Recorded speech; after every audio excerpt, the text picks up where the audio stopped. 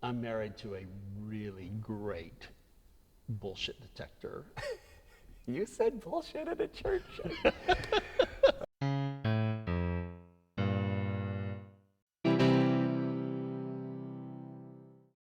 Hi, this is Your Better Than Me. I'm Jesse Birch, and I'm sitting here with Reverend Ed Bacon, who has just retired after spending 21 years here at Saints Episcopal Church in Pasadena as the head rector. He is also an author. He wrote the book 8 Habits of Love.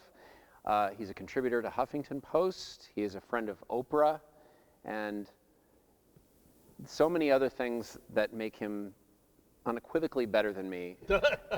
Ed, thank you very much for being here. It's a great honor to be here on these steps with you. Yeah, I want to start with what might seem a very obvious question. Sure. Do you believe in God? Yes. Okay. Why? So what's important to me for our conversation is for me to say that God is not my favorite term. I am much more comfortable calling the divine love rather than God. And that is the lens through which I do all of my work and all of my living as a human being. I do believe in the power of love. I think it's the most powerful energy there is. Mm-hmm. And the opposite of love is not hate, but the opposite of love is fear. And the reason I believe in that is because I know what love does to people, individuals, relationships, communities, and what I think it can do for the world. That's a great answer, and I'm completely stumped. Why? I think this is why I have a show. Why Christianity? I was marinated in that Southern Baptist Christ-haunted, as Flannery O'Connor calls it, culture that I think is fundamentalism, which I have divorced myself from. What I found in the journey was this love-based religion, because that is a fear-based religion. It also turns out to be a hate-based religion. In its application. In its application, yeah. Indeed. So it makes you scared as hell of going to hell, and it posits God as a white male judge with an anger management problem.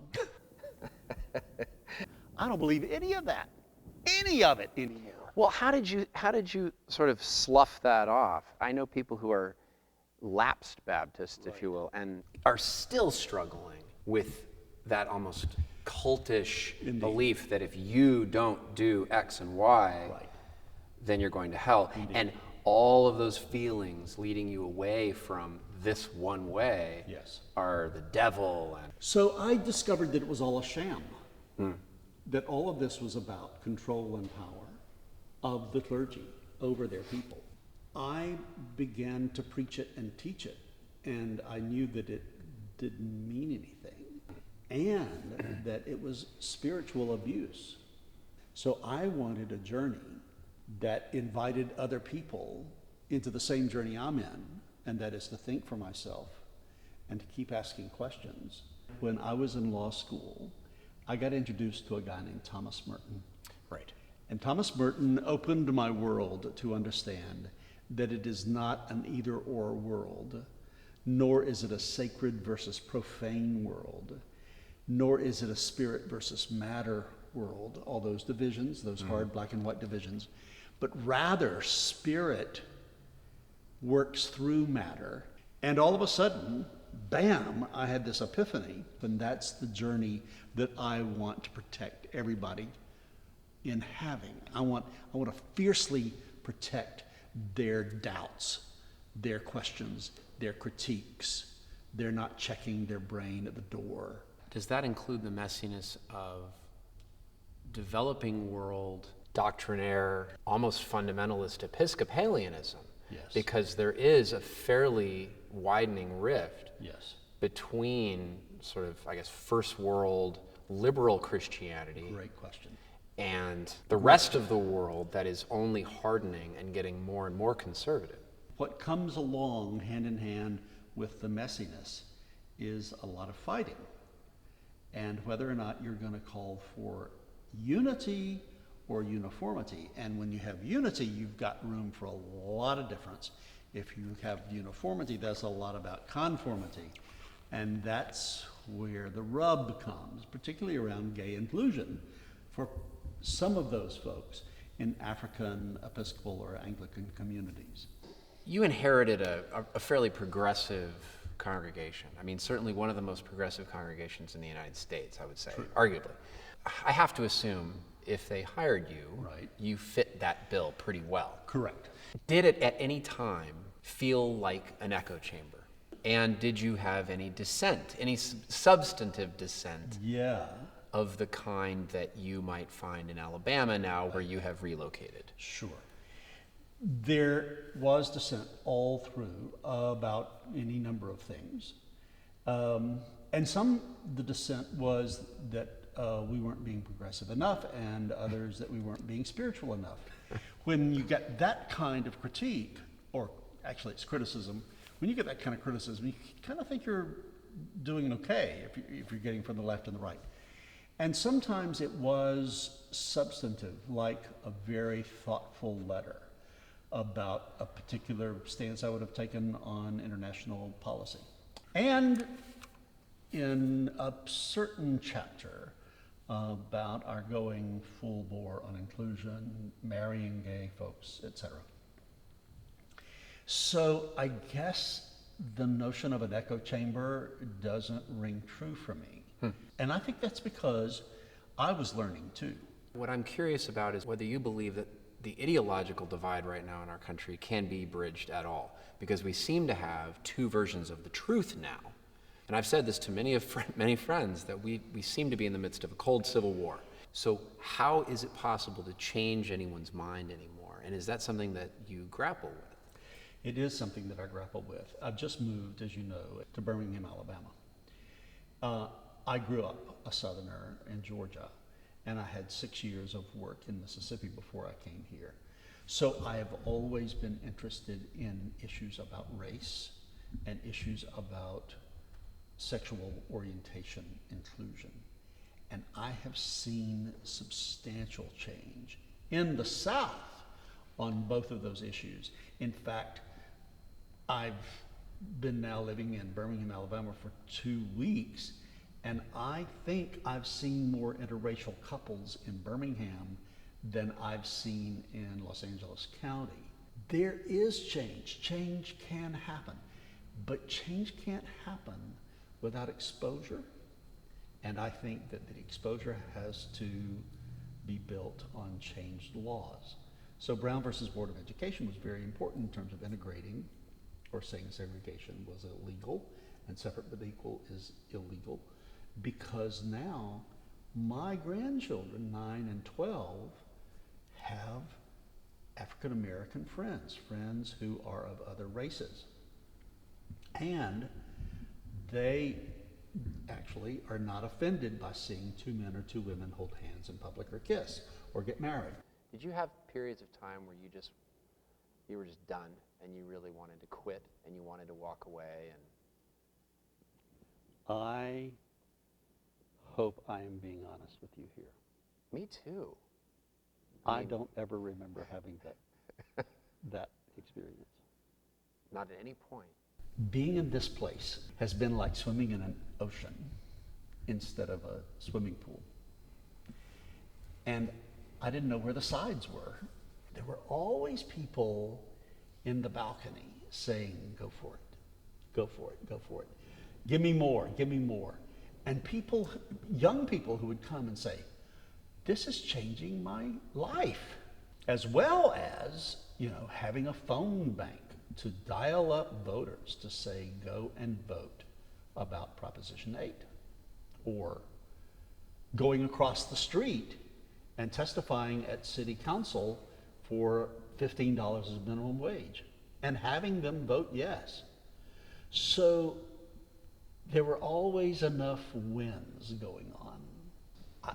Now I did have a mentor early on to say, to the degree that you pay attention to the injustice collectors rather than the people who are growing and learning, you will commit self-sabotage. And you have to remember that yours is a profession that's been around for 6,000 years or more. I mean, this is the definition of maturity. Am I claiming responsibility for my current state of being? If I'm blaming it on somebody else, I am an immature, childish nincompoop. Oh man, I'm such an immature, childish nincompoop. I have one of these moments in like every interview that I do where I just say, "You are so much better than me," because that is just like, I'm a shadow of a person. I always thought that in order to be a minister, especially of a place of this reputation, Right. you wouldn't have quite as much riding on it if it was a tiny parish church and East Jesus someplace. Right. And in order to be a leader of a place like this, you have to have a balance of ego and humility. True. Did you grapple with that internally? Yes. I'm married to a really great bullshit detector. You said bullshit at a church. Oh, man. And she would let me have it in both ways. She would say things like, "That was one of the most mind-blowing things I've heard anybody say, and it was so brave." Or, "You were just on an ego trip." Or, those were 5 really great sermons this morning.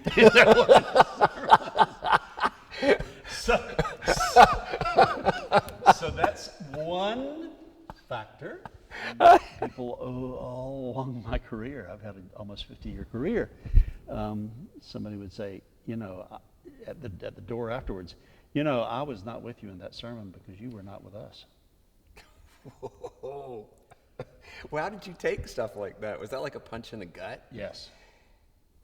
And then would you just go in the bathroom and Yes. cry? Yes. Yeah. And beat myself up Yeah. and say, "You're never going to be a success," and yes. Wow. And finally understand that that was the voice of God speaking to me.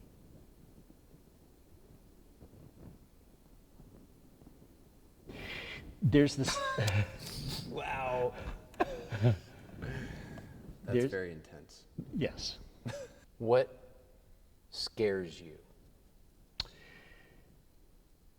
And if you say spiders, that's going to be weird because that's what the last guy said.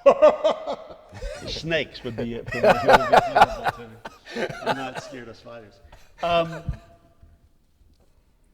I'm scared that we're going to kill one another. We're all just going to kill one another. There are never any winners in a war except for the arms manufacturers. And they might win. Now, I really don't think they're going to win, but that's the first thing that comes to my mind. The second thing that comes to my mind, I don't think that we're going to destroy the planet. I think the planet is going to destroy us. I think what we've done to the planet is going to destroy us. And I'm really scared about my grandchildren, just kind of burning to a crisp because we didn't do the right thing, whatever the right thing is. And God, I hope it's not too late. Are you, how old are you? I'm 68. And I was talking to a friend of mine, and he was talking to his mentor, who's in his 70s. He asked his mentor, he says, "You're getting older, how are you dealing with the inevitable?" And his mentor said, "Denial." But I wonder how are you dealing with that? That's what retirement is about. You're having to come to terms with your mortality. I would love to do this work forever and ever and ever. And I realized that I couldn't pull 5 14-hour days in a row anymore. And that I really do have an expiration date. And what am I going to produce between now and that unknown expiration date? Are you trying to figure that out right now? Yeah, and you have ideas. I'm visited by ideas that are interesting, that seem to be coming from outside myself or from my deepest self, whatever that is. Or you think you're going to be able to do some of the same work in Alabama I do. that you've been able to do here outside of the resources of a place like this?